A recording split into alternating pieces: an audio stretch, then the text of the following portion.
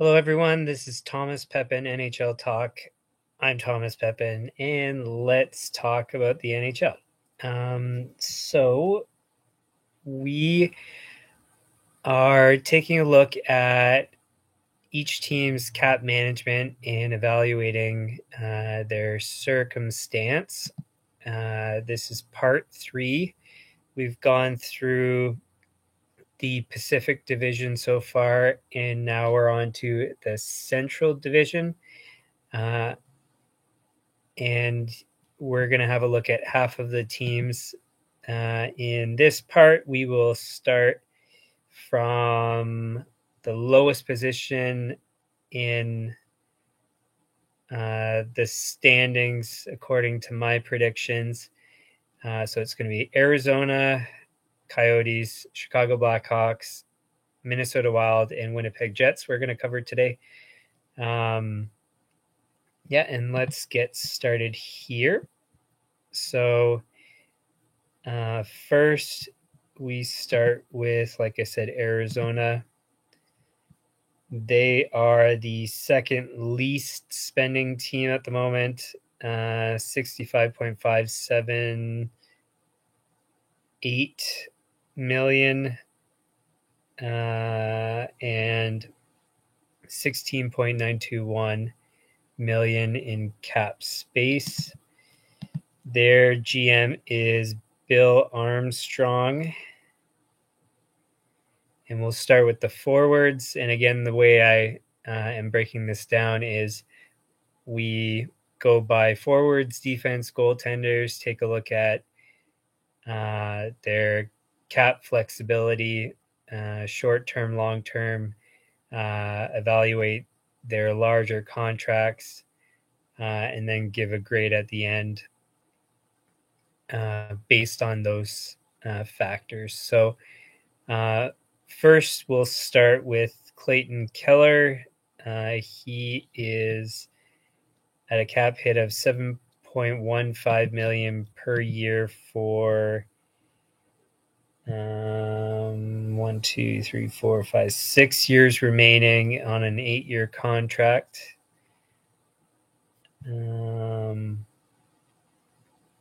Last year, 63 points, 28 goals in 67 games, 35 points in 56, 44 in 70, 47 in 82. So just shy of a point per game. Looks like he's on the up. Was signed in 2019, which would have been after 2 decent years, to sign for 7.15. Don't know if I like the contract. Not the worst, because he was young at the time. Locking up a guy, 23 goals, 65 points in 82 games in his first season. First round pick, 7th overall. Good pedigree. Yeah, played in the World Junior. Well-regarded player. So if you're projecting him to be like a number one of your top stars on your team, that's a good contract. So not bad in the end. It could have been better value based on the current performance. Not the best, but the team's not very good. So I don't know. I don't think it's the best contract. Don't think it's the worst contract. Doing those eight-year terms, as I mentioned previously, I would only do those with guaranteed like stud players like McDavid, McKinnon, those top 3 to 5 picks of a draft. Those are kind of the only players. And again, I would still want them to have a track record too. So still, I mean, it's not a bad contract, but not something I would do. Next up, Nick Schmaltz. 5.85 per 4 years remaining of a 7-year contract. Last year, 59 points, 23 goals in 63 games, 32 points in 52, 45 in 70.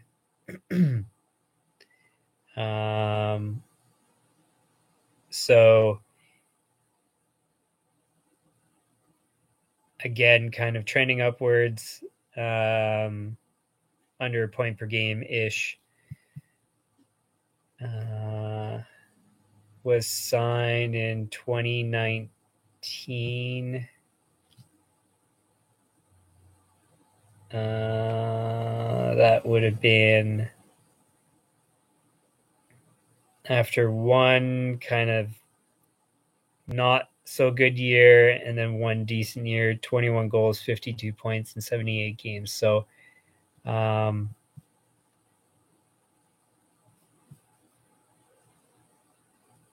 wait, how does that line up? Give me a second here.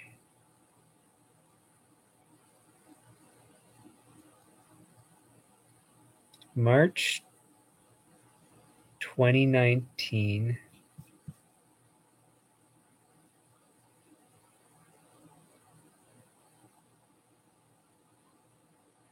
Oh, okay, yeah. So then one more year after. Sorry, my mistake there on lining that up. But so 2 so-so years, 1 good year, 5.85, 7 years. Don't like the contract because of term. Dollar amount, I mean, if you did like a 5-year, 5 something contract, it wouldn't be a bad contract in my opinion. But again, not the worst, not what I would do.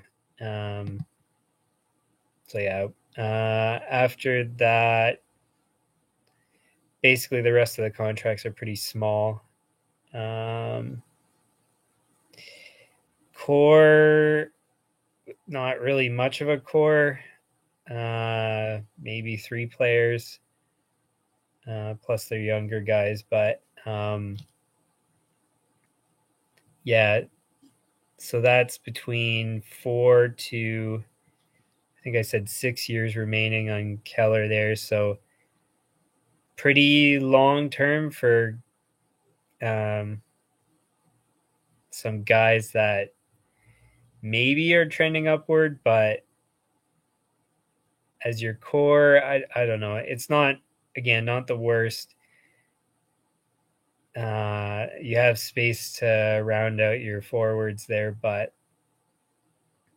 those guys, again, it's not big dollar figures, not crazy terms, so reasonable, not ideal, but yeah, not too bad there. On defense, only two defensemen to note because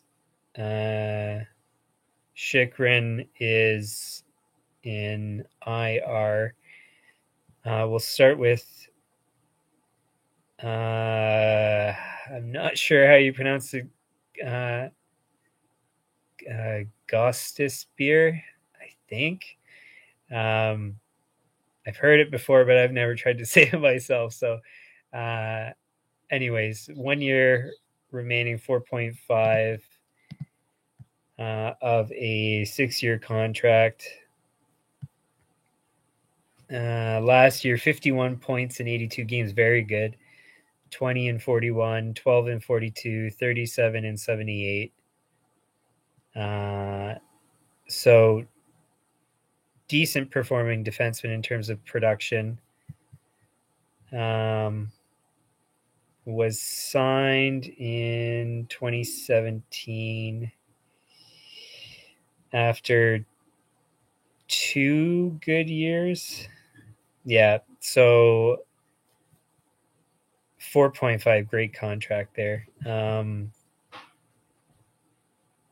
Yeah, 4.5, 6 years. How old was he at the time?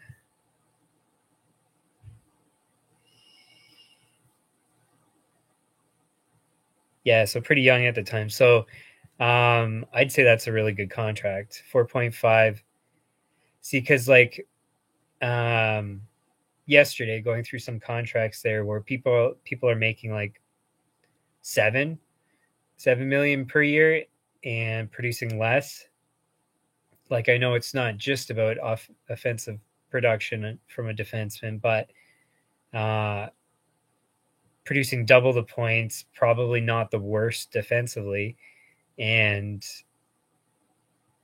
like almost half the price. It just so this is a great contract, and yeah, it was after two good years, so not enough of a track record. 1 year I wouldn't do any sort of term. 2 years, yeah, and I mean really good production for 2 years. So uh, good contract, 6 years. If you're projecting him to be uh, producing at that rate consistently, then great. I would still, I don't know, because the benefit is you get them inexpensive in their best years. Problem is that um, if they're not good, then what do you do with it? Um, so I'd say good contract, 6 years is not bad. Uh, so I like that one there. And then Chychrun, 4.6, 3 years remaining, 6 year contract. 21 points, 47 games last year, 41 in 56, 26 in 63, 20 in 53. Signed in 2018.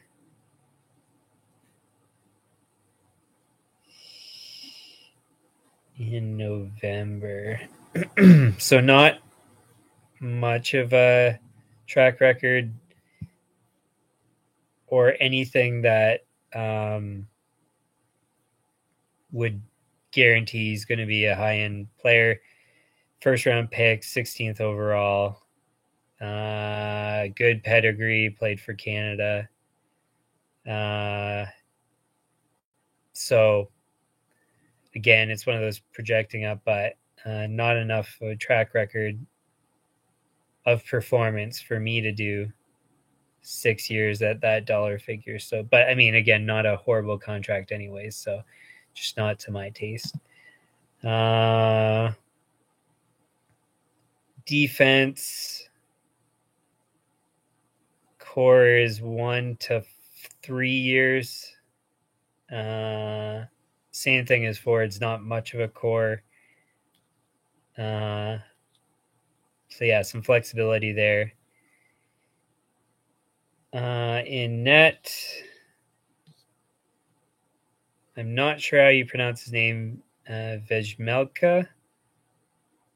I'm not sure if that's correct. Only real goalie to note, 2.725, 3 years remaining. One season, 52 games, 0.898. I mean, not a big dollar figure, but I guess somebody to put in the net. Arizona's kind of struggling there, so I guess they're just trying to put a roster up. So, anyways, altogether, the cupboard's pretty bare. Not looking very promising for Arizona. I mean, again, not really looking into their prospect pool, but core is kind of thin. But again, we're kind of looking at cap management more so than roster composition. So some good flexibility, decent contracts. Not bad in the end. I mean, if I was to take over, for example, Arizona, I'd be very happy with what I'd have in terms of flexibility. So, uh, yeah, not quite good as what I thought Anaheim had because they had like full flexibility. Not nobody signed, but full flexibility. So in terms of like uh, ability to manage the team with lots of options, uh, yeah, I'd say Arizona is pretty good. So B plus, I'd give them quite good. I wouldn't be overly upset with what I'd have to deal with in terms of contracts. Great shape to do whatever you'd like. So yeah, B plus for Arizona there. Um, Next up is Chicago. Now, one thing, just because we're on Chicago at the moment, something so like as an example, I didn't like the way things were looking for Vegas in the long run. Now, the strategy for managers seems as though you lock people up long term, even if the contract's not going to be good towards the end, and then it's just this cycle of um, locking up good players, having no space, competing for a cup, overpaying players, not being able to fill out your roster, your team goes down, and then contracts expire. You start to fill things up again with draft picks and so on. And it's like this cycle. And it seems like that's what their most GMs are doing.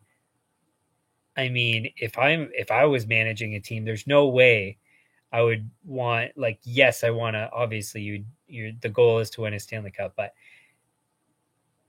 I would try to stay there forever, trying to always produce a high end team. So, um, I mean, I haven't gone through Tampa yet, but Tampa's been very competitive for a number of years. As far as I remember, they don't have outlandish contracts. It's pretty evenly spread. Um, there's some teams that they compete year after year, and so that would be my goal to never have a team that has to hit the bottom to then come back. And especially in markets where you're not going to get fans, like that's where you can run into major financial problems. So all these tough markets, you need to be managing your cap well, or else you're going to have a struggling team that could have to relocate, or like Arizona is an example, running into like if they were able to fill their arena every single game, then they wouldn't be running into all these difficulties. So um, if you can put a competitive team out there, then you'd be in much better shape. So, anyways, yeah, don't like this roller coaster of competing, losing, competing, losing, competing, losing. And if you keep trying to target players and tell them the strategy is you're going to take less money, we're all going to take less money, we're going to compete year after year, we're going to win cups every year or get close every year. I'm sure there's lots of players that would do that. Uh, the yes, players deserve whatever they deserve on the market. It's a there's the cap uh, that gets in the way, but it's what the market will pay you. But if you want to win, you can't take these crazy high contracts. So, anyways, uh, getting to the Blackhawks, they're an example where like Kane was making and still making 10.5, Taves 10.5. At this point, they still happen to be producing, but they weren't able to round out the roster that well. So, um, or at least at this point, and yeah, it was great when they were getting paid a reasonable amount, and then now it's just you have trouble putting together a good team. So, anyways, so Patrick Kane, 10.5, 1 year remaining. Taves, 10.5, 1 year remaining. I think both were signed at the same time, more or less, for 8 years. Yeah, at the same time for 8 years. And at the time, I mean, that would have been a pretty big cap hit. So that was back in 2014 was when it was signed. 2015 was the first year. So, yeah, I mean, don't really need to go over their stats. Kane's outstanding. What a player. And at this point, the 10.5 is not crazy, but still to fit that in a lot of teams, it's going to be super difficult. So, so yeah, it's tough. And then Taves, he's produced not quite the same, but still, a good producing player. Had some health issues, so missed a year. Last year, 37 points, 71 games, 60 points, 70 games. And then prior to that is when he was playing towards his best there. So 81, 35 goals, 82 games. And anyways, going back towards their cups. So again, were they worth their contract? Yeah.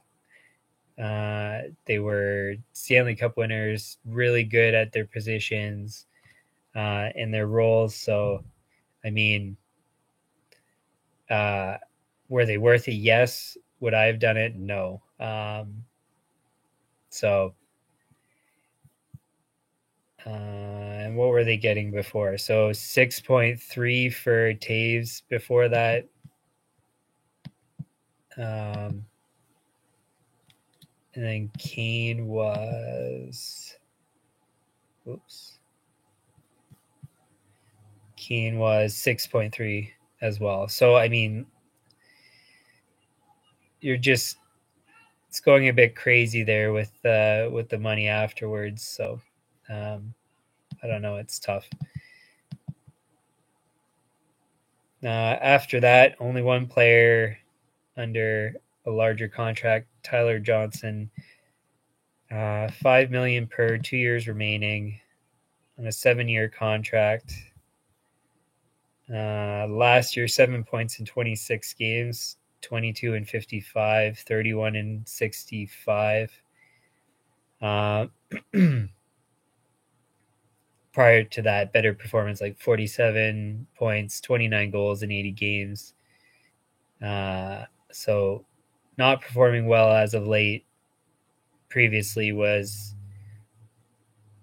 20 some odd goals a year, under a point per game, but a good player. Was signed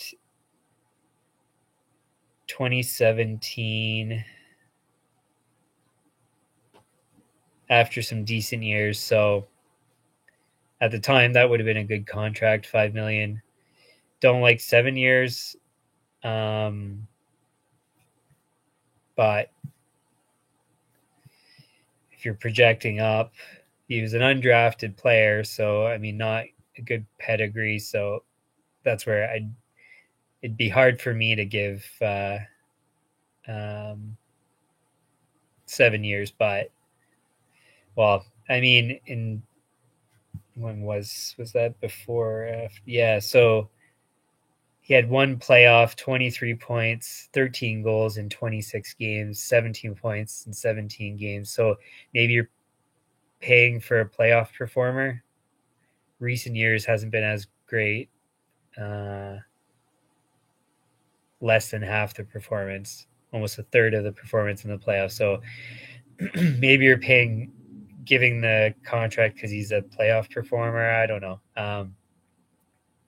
It's not bad, not to my taste though. So their core, if there is one, which really is not the case, they're kind of rebuilding. It looks like now.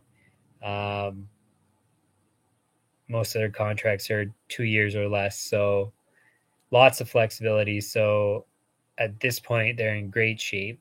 So that's good. On defense, there is Seth Jones, 9.5 per for 8 years, just signed. This is his first year of that contract.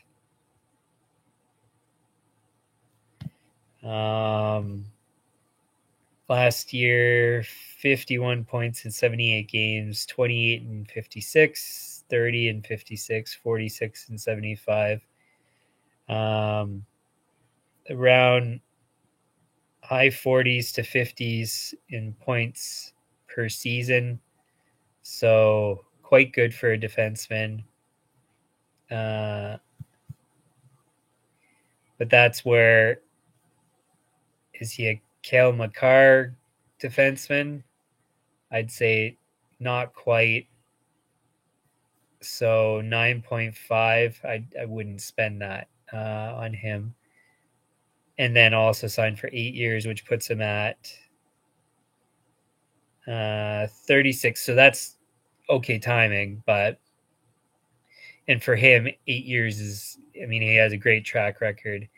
So that's not bad. Term's not bad. Dollar amount, I wouldn't have spent that much. So I don't like that contract. Connor Murphy, 4 years remaining, 4.5 million per 4-year contract. Last year, 10 points, 57 games, 15 and 50, 19 and 58. So not a strong performer. Signed after a similar performance. So, I mean, good pedigree. Was World Juniors for the States, but not any much of a track record. In 21. So, I mean, I wouldn't spend that much. 4.4. I mean, it's not crazy, but still not very good. I wouldn't have signed him to that. So, not the best contract. Still some flexibility. I mean, if it was 4.5, 4.4, 3 years, yeah, maybe. But even that's maybe slightly pricey for him. But Jake McCabe on IR, $4 million per 3 years remaining. 4-year contract. Last year, 22 points in 75, 3 and 13, 13 and 66, 14 and 59. Was signed in 2021.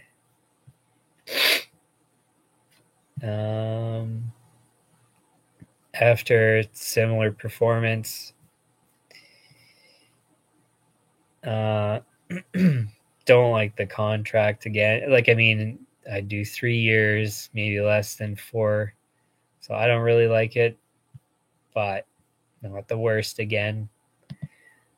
So defense, there's the Seth Jones contract for 8 years. Otherwise, it's 3 to 4 years. I guess they're core for defense. So not that flexible with players that are not that great for their dollar figure. So don't really like that. Peter Mrazek, their goalie, 3.8, 2 years remaining of a 3-year contract. Last year, .888 in 20 games with Toronto. 923 in 12 games for 905, 914. So 90 something probably average goalie. I mean, back in Detroit, better stats. So maybe a 9-1. save percentage you could expect out of him, hopefully, on a decent team. Yeah, 3.8. That was signed by Dubas in Toronto. So with his track record, I mean, that wouldn't have been that bad of a contract, in my opinion. Some decent performance in playoffs for like a 1A, or sorry, 1B goalie or backup. I mean, it's a solid backup, decent price, maybe slightly lower you'd look for, but it's not bad.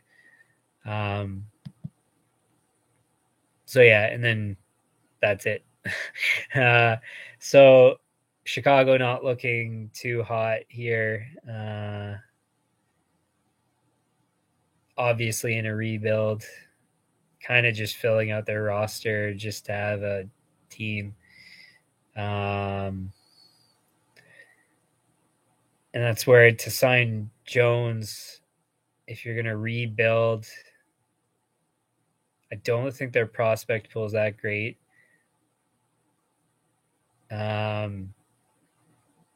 Yeah, it fills out your cap, but with a great player, but I don't know. If you're gonna, I was gonna say if you're gonna tank, you might as well tank, but I don't know. So cap management, the flexibility is the issue there with Seth Jones.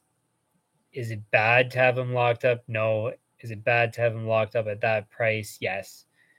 It expires at a good time, so I guess in that respect, you expect him to be performing well up to that point. So I'd say at this point, they're in great shape for the most part. I just don't like all the contracts, and they need to fill out their cap. So maybe that's why they're just going to ride out with Kane and Taves. But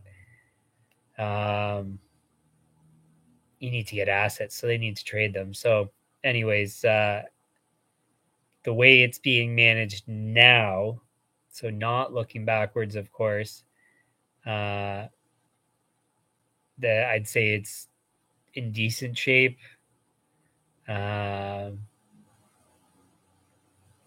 Probably a C plus, maybe a B. So lots of, relatively speaking, lots of flexibility. Not the worst long-term contract there, just not the best of contracts. So, nah, I'd say a C. Yeah, C for Chicago. Okay, next up, we have the Minnesota Wild.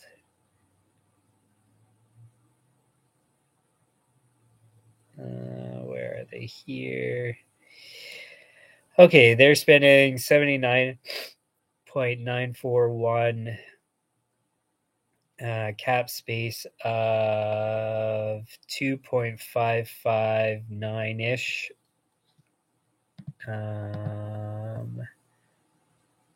Up front, they have Kaprizov, 9 million, 4 years remaining of a 5-year contract. Last year, 108 points, 47 goals, 81 games. That's a lot. Man, those goals are great. And then 51 points, 27 goals, 55 games. Came over from the KHL where he had 33 goals and 62 points in 57 games. And that's not an easy league to get put up those numbers. Previous year, 30 goals, 51 points, 57 games. So great track record, really impressive track record, was signed in 2021. So after his first year, point per game, 27 goals. Like, no NHL track record, but this is where, so in similar in concept to the goalie in Islanders, Sorokin. He had a fantastic track record. So to sign with little NHL experience, it's fine because they have a great track record in a tough league. So to sign at 5 years at 9 million with his track record, I'd say that's a great contract. It might seem high at 9 million with only 1 year of NHL experience, but you don't want him to try to find his way back to Russia. You want him to stay in the NHL. You're relatively certain he's going to maintain that performance from his track record previously. So I'd say that's a really good contract. That's in the realm of like a Draisaitl, McDavid kind of thing, and the value you're getting there is quite good, I'd say, at 9 million. So you contrast it with people like, okay, just out of interest, we'll pull up my first instinct was to go with Matthews, but yeah, we'll pull up Matthews, Marner, Tavares. So Matthews, he's getting 11.64, 60 goals. I mean, obviously outstanding. For 2.6 extra million. Those extra goals, are they worth it? In his case, yes. If you can get 60 goals, if you're getting 40 goals, you're getting the same as Kaprizov, and you're getting paid 2.6 more. So, so that's where it's a great example of Kaprizov, like outstanding value. Matthews, outstanding value if he's scoring 60 goals. If he's scoring 40 goals, you could have Kaprizov instead. You know, I mean, not considering other aspects of their play, like defensive play, positioning, usage in different spots of the game. I'm not saying Kaprizov is the same as Matthews. I'm just saying, and you don't know how they project long term. So I'm just saying I would rather Kaprizov over Matthews, even with the upside potentially for Matthews, because the contract's good. You can fill out the roster with another. I mean, if you're not spending 11 million, you're spending less, and you're getting maybe similar performance potentially. So, anyways, you could obviously disagree with me, and you'd be fair to disagree with me, but that's kind of how I would prefer it. Marner, 10.9, 35 goals is his best. Better value with Kaprizov. I mean, again, Marner, I think he plays on the penalty kill too. Better usage around. I don't know. Goals matter to me. And so, and then Tavares, 11 million. Not the same as Kaprizov. But so again, you can argue with me about how close they are players, but to have a contract, I mean, I could have 5 years at 9 I don't know if he wasn't looking for longer term, that's a different story. But I mean, he's the kind of guy I would lock up to 8 years. 9 million would be fantastic. I'd be happy with that. Even if it doesn't pan out, it'd be a good bet. So, anyways, great contract there. Really like that. Zuccarello, 6 million, 2 years remaining, 5-year contract. Last year, 79 points, 24 goals, 70 games, 35 points in 42, 37 in 65, 37 in 46. 40 and 48 combined. So just under a point per game looks like, with some upside. Getting a bit older though, so maybe that's his peak last year. Was signed in 2019 after some decent years. 6 million per, and it expires when he's 37. So that's a good contract. 6 million, maybe slightly high, but not crazy. So not a bad contract. 5 years, 3 to 5 is fine with a guy that you think is going to perform. So not a bad contract there. Eriksson Ek, 8 years, 5.25 per. He's got 7 years remaining, including this year. Last year, 49 points, 26 goals in 77 games, 30 points, 56 games, 29 in 62. Kind of mediocre stats.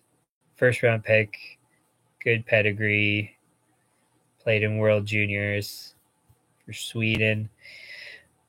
5.25. If you think he's got a good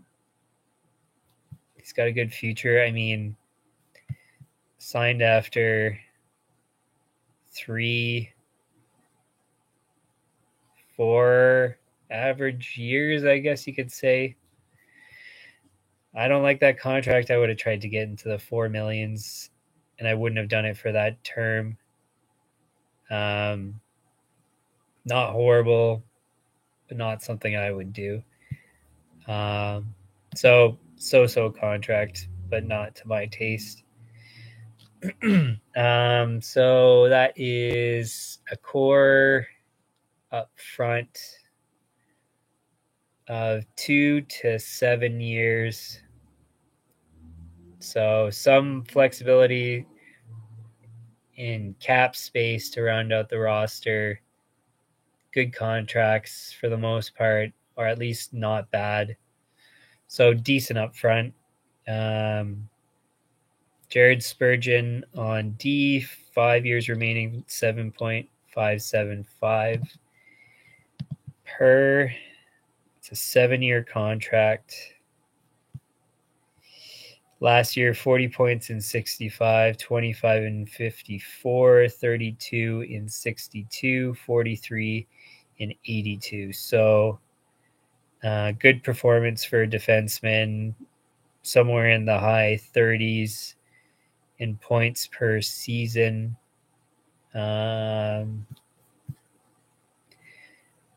Was signed in 2019 after similar years. Actually, after his best year. So maybe if you think he's trending upwards, don't like the dollar figure, 7.575, too much. After a career year, I mean, I wouldn't put all that money into him. Trending upwards at the time, though. He's going to be 37 at the end, so not super old. But yeah, it's 7.575 to be 37. Unless you're an outstanding player, I don't like it. So, yeah, so too high there and too long for my taste. Not horrible, but not to my liking. Brodin, he has $6 million per 7 years and has 6 years remaining. Last year, 30.73 games, 23 in 53, 28 in 69. So around 25 points per year, so decent, well-regarded defenseman. Was signed 2020 after some mediocre years at $6 million. I mean, I don't know enough about him to say if his defensive play is just outstanding, but it seems high for that output. So don't like the contract, not the worst, but I don't really like it that much. Matt Dumba, 1 year remaining, $6 million. Last year, 27 points, 57 games, 21 in 51, 24 in 69, 22 in 32. Had 1 year, 50 points in 82. Was signed for 5 years in 2018 after his career year. So at $6 million, if you think he's trending upwards still, great pedigree, played World Juniors, I believe. Yeah. No. Yes, he did. Okay, sorry. Yeah, first round pick, 7th overall. Good contract at the time. I'd say it's smart bet because he had enough of a track record. So $6 million, I'd say that would have been a great contract at the time. But yeah, so good in that case. That's it for D. So their core is between 1 to, I think it was 6 years for Brodin again. Yeah, 6 years. So 1 to 6 years remaining. Not too much flexibility, but a good D core to have locked up. Don't necessarily like the dollar figures, but they're not crazy. So, and they expire at decent times. So, pretty good cap management for defense there. And then in net, Fleury 3.5, 2 years, I think. Yeah, so it was just signed. Great goalie still, in my opinion. Not a good start this year, but I mean, it's 2 games. So I don't think the Wild are that as strong as they were last year. But in any case, his stats are pretty consistent, even on bad teams. So, I mean, in my opinion, 3.5, 2 years at 37 years old is still a steal. It's a great contract to me for him. So, because he's still good, and I don't see him regressing to any dramatic degree. So, because he competes. So, anyways, so altogether for the Wild, not ideal contracts for my taste, but I'd say pretty well managed, lots of flexibility.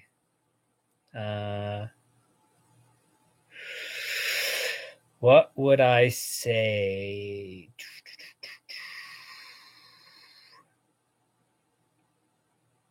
I'd say, as you can tell, this is all on the spot. So, um, looking at things, analyzing on the spot. Uh, I'd say a B. I mean, they got lots of space, lots of flexibility. Uh, yeah, I mean, if you believe in their core that's locked up, then it's in great shape. So, and I don't not believe in it. I don't believe in it necessarily. So yeah, I'd say a B is probably fair for them. Maybe B minus, but we'll say B. Uh, Next up, our last one for today, the Winnipeg Jets. Currently spending 78.420 million, 4 million ish in cap space. GM Cheveldayoff. As a Jets fan, maybe I'm biased, but I've felt very strongly that he's been a great GM, leaving good cap space to fill out the roster, where I see a lot of players taking less to try to have a competitive team. So, because I've followed them so closely for so long now, I can already tell you that I like how it's managed. Now, is that bias? I don't think so, because I'm picking them to miss the playoffs, even though I think they're a decent team. So it's not like I don't think I'm being biased in my assessment. I'm trying to be objective. So, and it's not like I like all the players. So, anyways, just that kind of want to give you at least my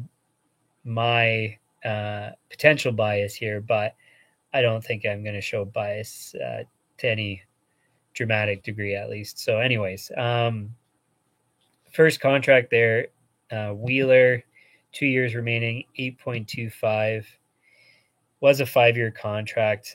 I like 5-year contracts or less when they're not your number one player. So, already can say I like it. Yeah, so 5-year contract, 2 years remaining. Last year, 60 points, 65 games, 46 and 50, 65, 22 goals and 71, 91 points, 20 goals, 82. So, and he's been straight consistent, straight through. He's a competitor. Was the captain for the longest of times there. Yeah. Now, the one thing I'll say is I think he's overpaid. I think essentially what happened is he was on a 5.6, which is a steal for what he was at the time. When did his contract start? 2018. So after all of his better years and still produced, right? Had his best years after the contract. So, I mean, I think it's high, but not crazy. For 26 goals. I think essentially he was getting paid for what he wasn't getting paid previously and is getting paid more because he's the captain and a driver of the team. So I think overpaid, should have been probably in the 7 million range. And I didn't like it when he was signed to it. But I think in this case, he was getting paid for his role rather than necessarily his performance or what have you. But I mean, it's not a bad contract. So just not perfect for me. I would have wanted to pay him less. So, not a bad contract, but not what I would want. So, great example here, just like unreal contract. Kyle Connor, 7.142, 7 years. Last year, 93 points, 47 goals, 79 games. Like, wow. 50 points, 26 goals in 56 games. Great. 73 points, 38 goals, 71 games. Like, man, straight 30 goal guaranteed score, upwards of in the 40 range, making 7 million ish per. Was signed 2019 after 2 solid years of 30 goals, and he competes. So, yeah, like for me, and he was an outstanding college player. So, I mean, I like that is it's 2. He has the 2 years of history, which is important for me, and then he gets his contract. So, in his first year, 10 points in 17 games, for first full year in the playoffs. So, I mean, like, what a contract. Maybe should have tried to get 8 years, uh, even if it cost maybe more. But, like, what a steal. That's like an outstanding contract, in my opinion. Scheifele, another one that's going to be good. So 6.125, 8 years, 2 years remaining. Last year, 70 points, 29 goals in 67 games, 63 points, 21 goals in 56, 73, 29 goals in 71, 84 points, 30 goals in 82. Like, geez, like how crazy of a steal for him too. So anyways, was signed in 2016, which would have been after 2 decent years. Sorry, 2 decent years and 1 good year. So if you're projecting up, could have even gotten more, but steal of a deal. Jeez. Outstanding contract. Now, you could argue he's not the best defensively, but I mean, performs offensively. Crazy contract. That's outstanding, in my opinion. Ehlers, 6 million, 3 years remaining. Was a 7-year contract.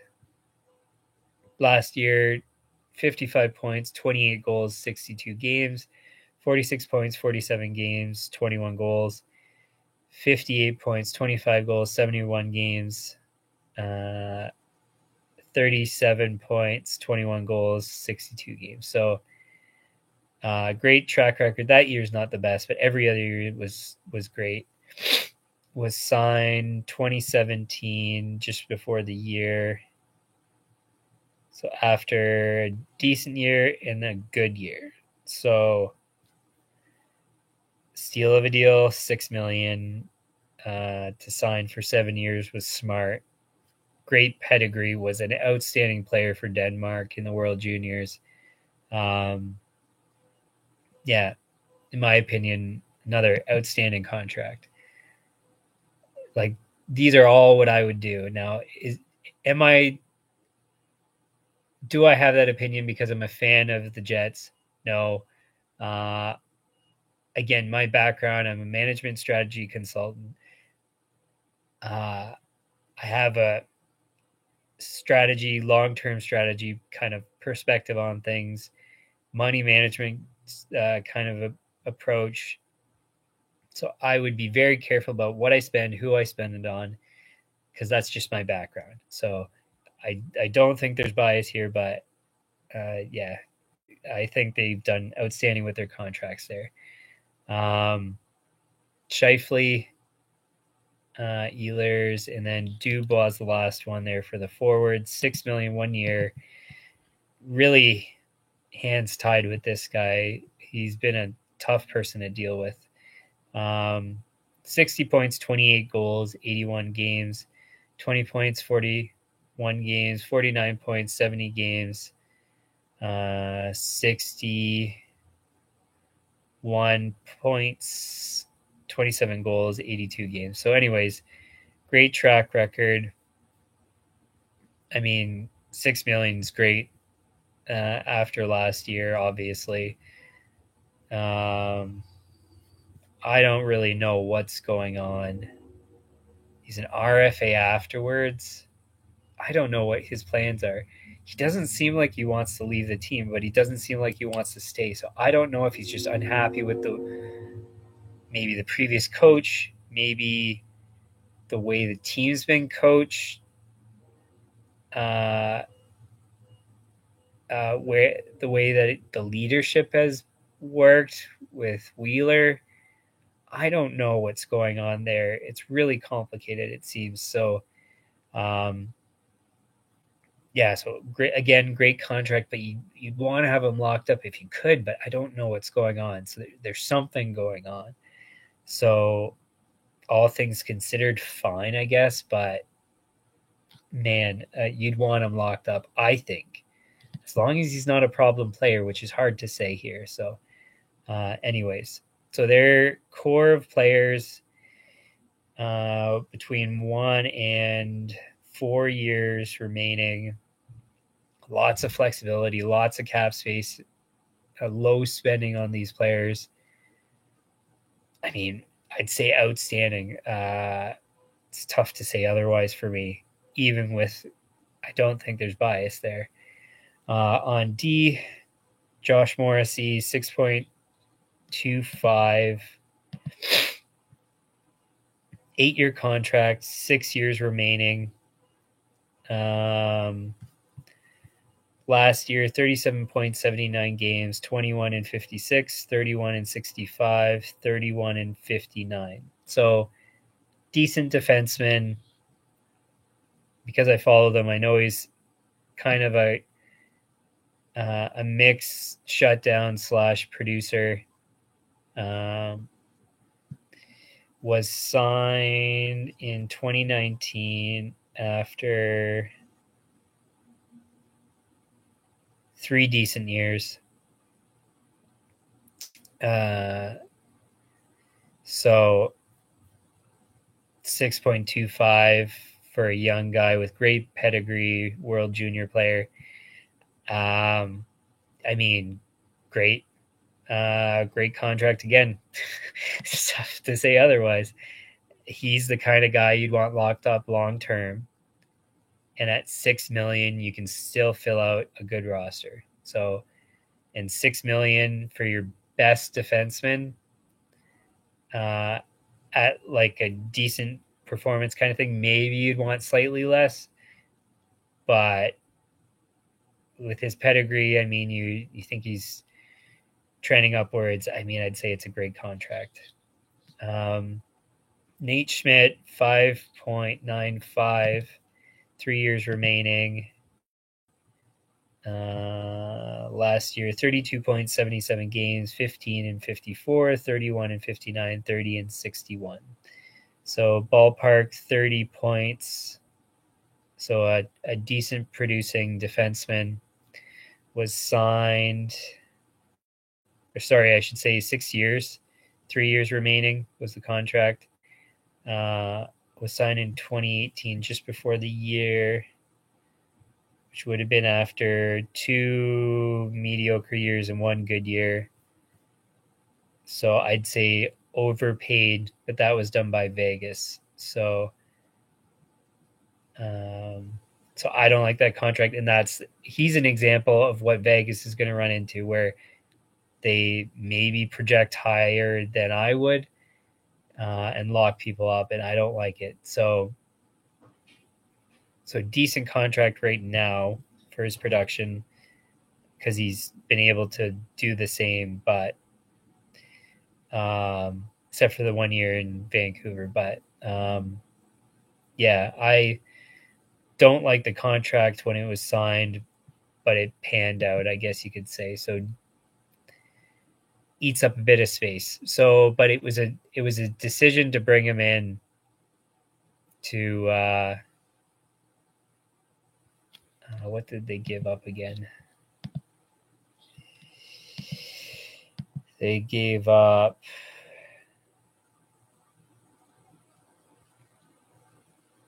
third round pick to get him. So I mean, I don't dislike it. They were trying to shed cap, I guess, in Vegas, and they got a guy of decent value for nothing.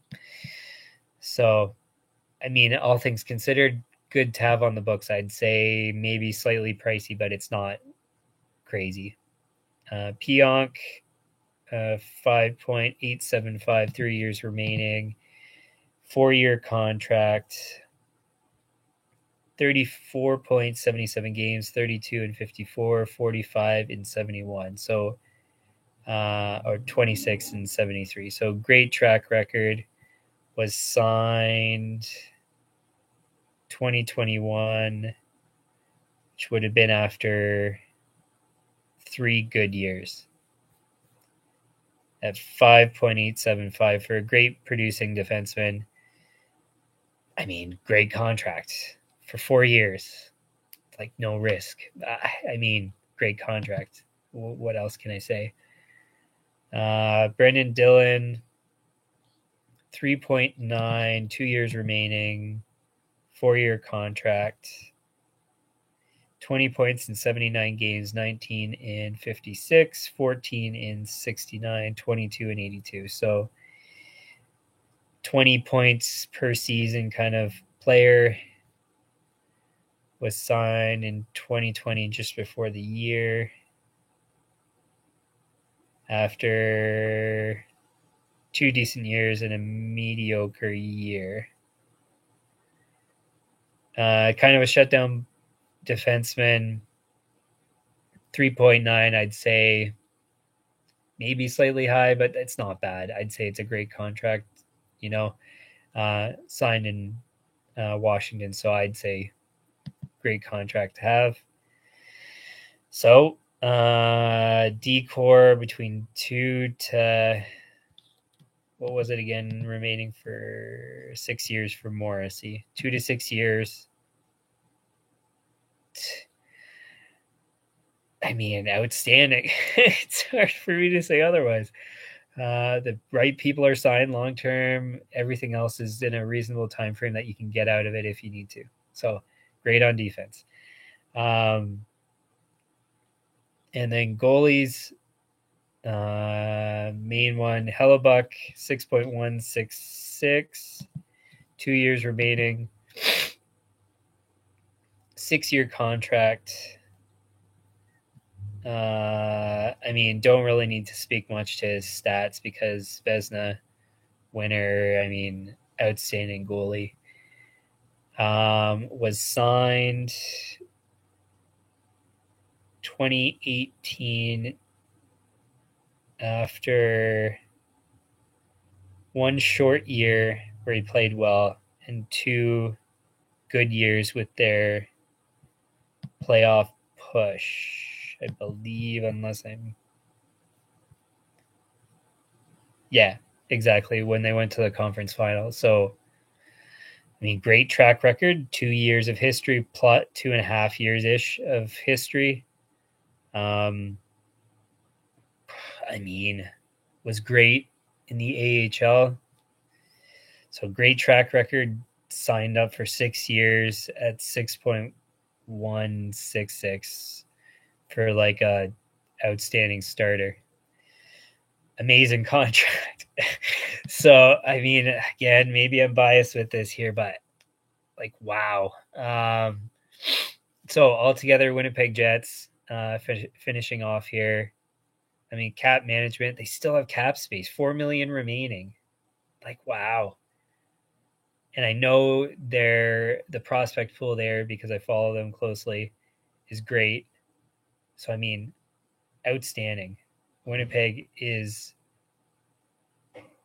outstandingly managed, awesome cap flexibility, no bad contracts.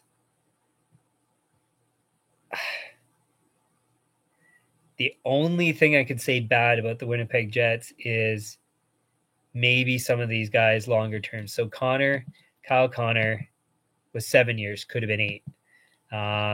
Ehlers, 7 years, could have been 8. Maybe he's more cautious than I would be, and I wouldn't fault him for it. Scheifele, 8 years, so he's done it. So just because of those, I mean, I'd give an A+ to Winnipeg. The problem is that they don't have enough production. So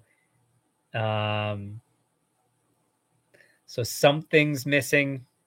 Their defense hasn't been the best. There's something missing there. It's managed really well